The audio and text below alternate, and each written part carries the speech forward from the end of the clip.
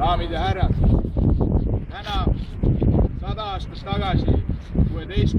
veebruaril ootasid 10 000 rahvusväelased ja liitlasid ida- ja lõunarindel käsku edasi tungida, puhastamaks maa punaväelastest. Jaanuari alguses alanud pealetung oli olnud üllatavalt edukas ning Eesti rahva usaldus vägede vastu oli iga päevaga kasvanud. See kõik oleks olnud olla ka teistmoodi. Tsaari armee ridades mitmetes sõdades karastanud ohvitserid ja allohvitserid moodustasid tuumiku, mis võimaldas meie noorel riigil saada hakkama millegi uskumatu. Võidelda ja võita lahingus ei kedagi teist kui Venemaad ennast.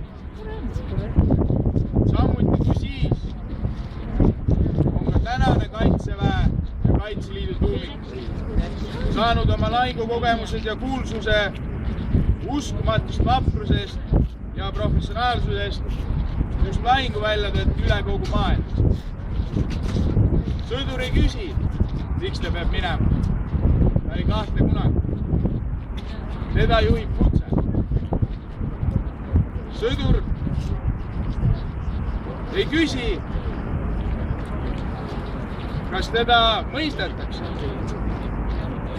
Kahjuks on nad maksnud selle eest tihti ka ränka hinda. Nad on andnud oma tervise ja vahel ka oma elu. Nad on olnud sunnitud nägema asju, mida enamik meist kunagi ettegi ei suuda kujutada. Nad on tundnud valu, mida keegi meist ei sooviks kunagi tunda. Teile, kes te olete täna siia kogunenud, on mul edastada üks isiklik palve. Ärge mõistke hukka meie sõdureid, meie veterane, selle eest nad tihti tallavad kõrbeliivaseid radu. Ärge mõistke hukka neid, keda juhib kutse. Kutse kaitsta neid, kes ennast ise kaitsta ei suuda.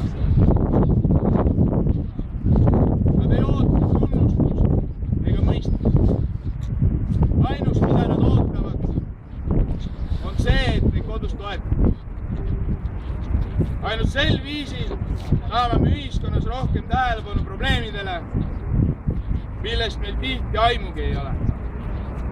Elagu sõdurid, elagu mehed, elagu Eesti Vabariik! Aitäh!